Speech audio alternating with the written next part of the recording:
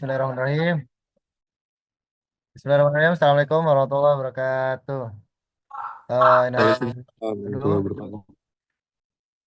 selamat malam teman-teman. Semoga teman-teman semua selalu diberkati, diberi kesehatan oleh Allah Subhanahu wa taala. Baik, pada malam hari ini akan ada presentasi dari kelompok 10 dengan judul Administrasi Kepegawaian, Konsep Analisis, Penempatan Kepegawaian dan Prosedur Analisis Penempatan Pegawai. Dilanjut. eh Lalu untuk anggota kelompok dipersilahkan untuk memperkenalkan diri. Halo, aku Abir.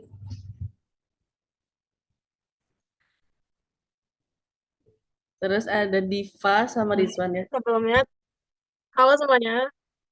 Perkenalkan, nama saya Diva Aura Herunisa dengan NIM 1280101129. Lalu ada teman saya, Rizwan, yang sedang terhambat perjalanan.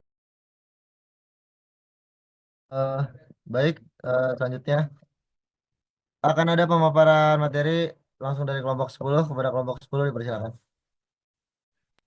Ya, pertama di sini ada definisi administrasi kepegawaian. Administrasi kepegawaian adalah proses pengelolaan yang sistematis terhadap pegawai dalam suatu organisasi.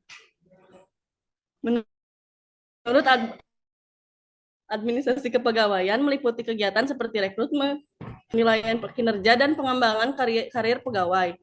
Proses ini tidak hanya berfokus pada aspek birokrasi, tetapi juga menciptakan lingkungan kerja yang mendukung perkembangan individu dan tim, sehingga pegawai dapat memberikan kontribusi maksimal tanpa merasa terbebani. Next.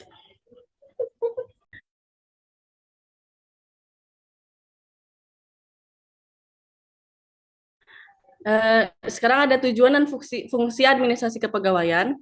Tujuannya yaitu memperkuat sistem perencanaan SDM, peningkatan kualitas pegawai melalui pelatihan, menjaga hubungan industrial yang baik, meningkatkan kinerja organisasi, meningkatkan kesejahteraan pegawai, dan mendukung kebijakan pemerintah dalam pengelolaan SDM. Lalu fungsinya itu ada dua. Yang pertama fungsi manajerial, perencanaan ya, kayak identifikasi kebutuhan pegawai, lalu pengorganisasian, struktur dan pembagian tugas, pengarahan, motivasi dan bimbingan, lalu ada pengendalian, evaluasi, kinerja berkala. Yang kedua ada fungsi operatif, pengadaan pegawai, pelatihan dan pengembangan, lalu ada penilaian kinerja.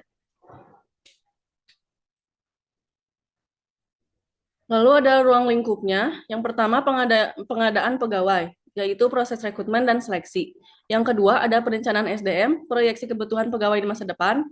Lalu yang ketiga ada pelatihan dan pengembangan, meningkatkan keterampilan dan karir pegawai.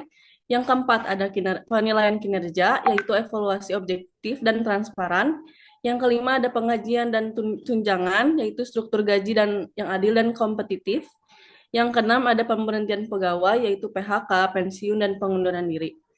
Yang ketujuh ada sistem informasi manajemen kepegawaian, yaitu alat untuk pengelola data personalia. Lalu yang kedelapan ada kebijakan dan prosedur, yaitu pedoman untuk konsistensi dan kepatuhan hukum. Selanjutnya akan dijelaskan oleh teman saya.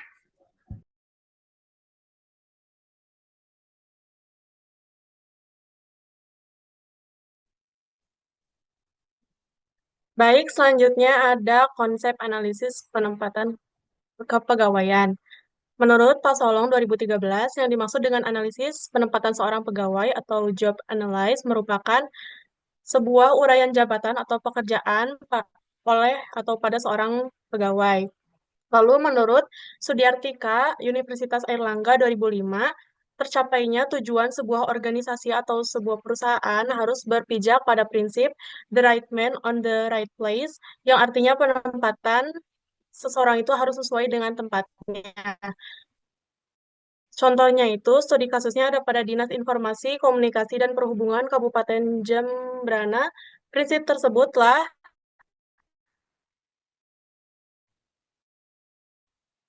ditetapkan lalu dilaksanakan. Nah, dari hasil penelitian dari tiga faktor yang mempengaruhinya. yaitu faktor individu, faktor dinas, dan faktor lingkungan. Pada intinya, tujuan perencanaan pegawai adalah untuk mengidentifikasi kebutuhan dan ketersediaan pegawai. Jadi, manajer dari suatu perusahaan harus membuat perencanaan kebutuhan pegawai untuk memperoleh informasi kebutuhan jumlah pegawai dan keahliannya, serta menghindari kesalahan dalam penempatan pegawai adalah untuk menempatkan orang yang tepat dan jabatan yang sesuai dengan minat dan kemampuannya, sehingga sumber daya manusia menjadi lebih produktif. Next.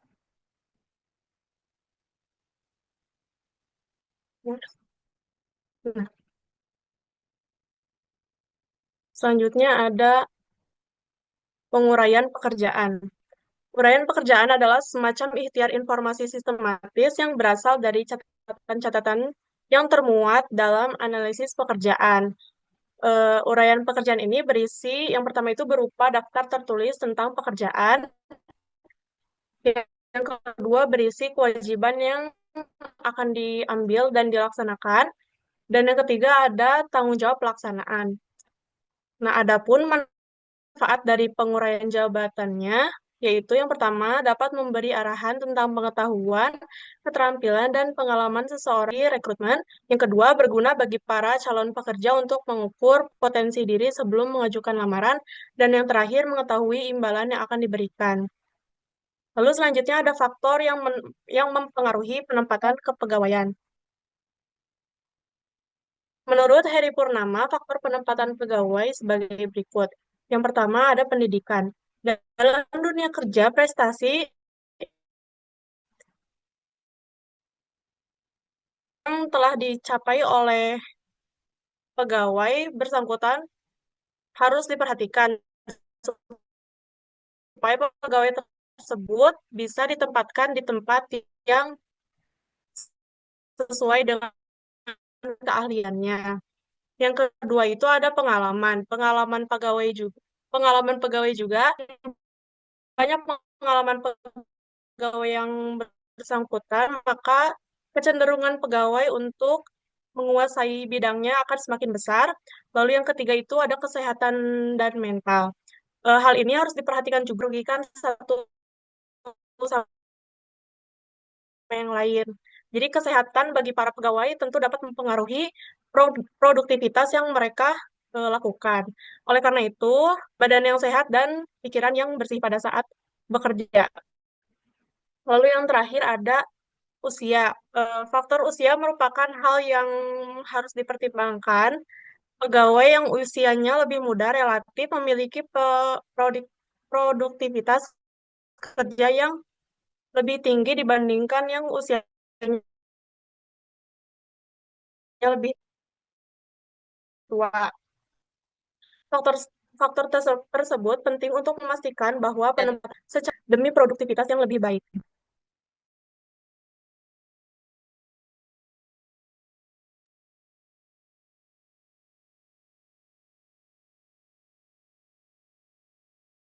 Eh, Baik, selanjutnya itu prosedur penempatan pegawai. Nah, menurut Siagian, penempatan ini merupakan akhir dari sebuah proses seleksi. Nah, menurut pendapat ini, berlaku hanya untuk pegawai baru, sedangkan pegawai lama mengalami promosi ataupun mutasi jabatan. Jadi, dalam proses ini, untuk yang baru dinamakan dengan apa seleksi berarti tahap terakhir, dan yang untuk pegawai lama itu ada promosi ataupun mutasi jabatan. Next.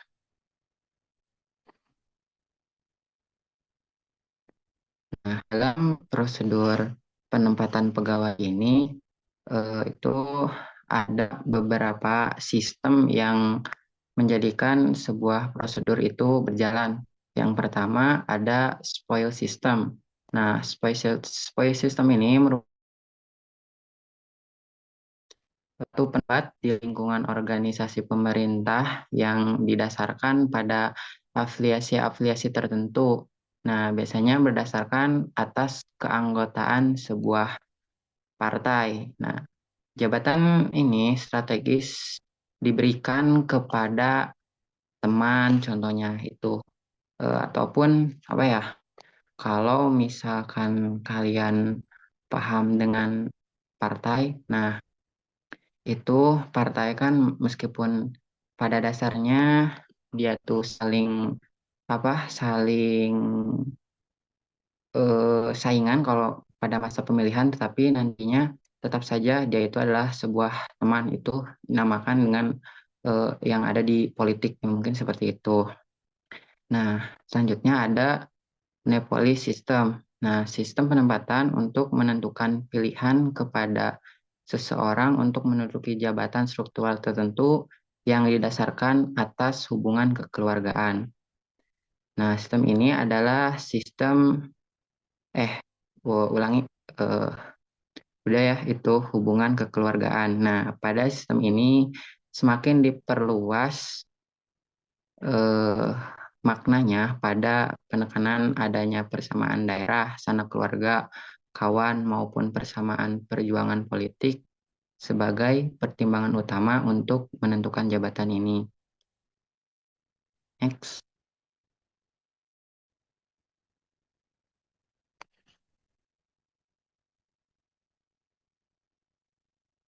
Nah, yang ketiga, patronage system.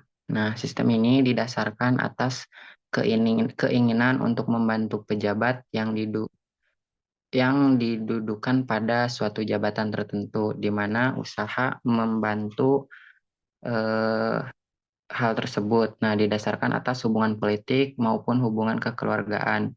Nah, sistem ini adalah perpaduan antara spoil system dan nepolis system. Kenapa bisa disebut perpaduan? Karena untuk spoil system tadi itu adalah sistem politik dan yang nepolis system itu adalah hubungan kekeluargaan.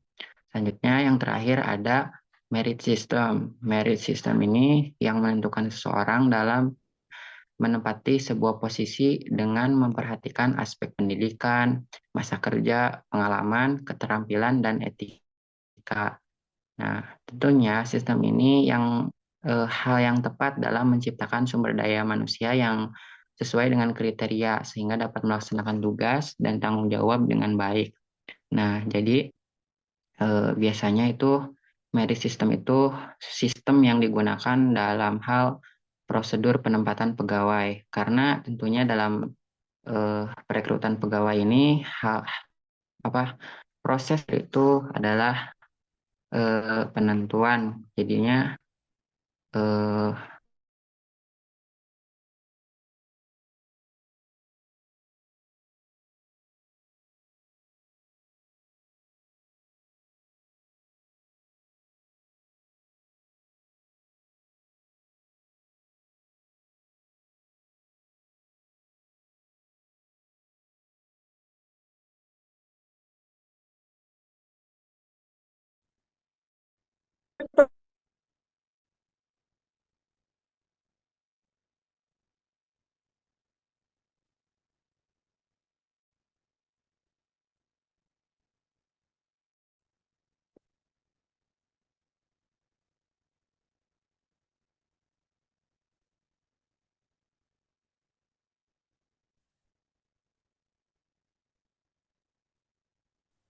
Eh, Baik teman-teman, semoga pembahasan dari kelompok 10 dapat dipahami ya.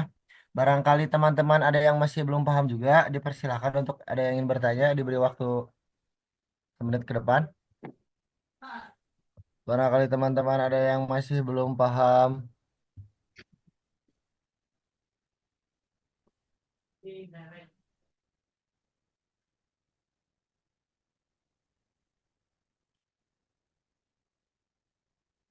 Ya, seperti tidak ada yang bertanya, semoga pembahasan dari kelompok 10 dapat dipahami lah oleh semuanya. Baik, saya akan baca kesimpulannya. Administrasi kepegawaian adalah proses pengelolaan pegawai secara sistematis untuk meningkatkan kualitas kinerja, produktivitas, dan kesejahteraan mereka. Kegiatan ini mencakup rekrutmen, pelatihan, penilaian kinerja, pengembangan karir, dan pemberian tunjangan, yaitu bertujuan menciptakan lingkungan kerja yang efisien. Hubungan industrial yang baik dan budaya kerja yang positif. Penempatan pegawai yang tepat menjadi kunci keberhasilan administrasi ini dengan mempertimbangkan pendidikan, pengalaman, kesehatan, dan usia. Penempatan sesuai kompetensi tidak hanya memastikan tugas dijalankan secara optimal, tapi juga mendukung pengembangan berkelanjutan. Analisis jabatan membantu organisasi dalam seleksi, pelatihan, dan perencanaan tenaga kerja yang lebih efektif. Melalui pendekatan berbasis merit system yang menitik beratkan pada kualifikasi objektif, administrasi kepegawaian dapat meningkatkan produktivitas pegawai, memenuhi kebutuhan organisasi secara tepat, dan memastikan tercapainya tujuan secara optimal. Baik, mungkin cukup sekian ya, dicukupkan presentasi kelompok 10 ini. Kurang lebihnya mohon maaf. Wassalamualaikum warahmatullahi wabarakatuh. Waalaikumsalam warahmatullahi wabarakatuh.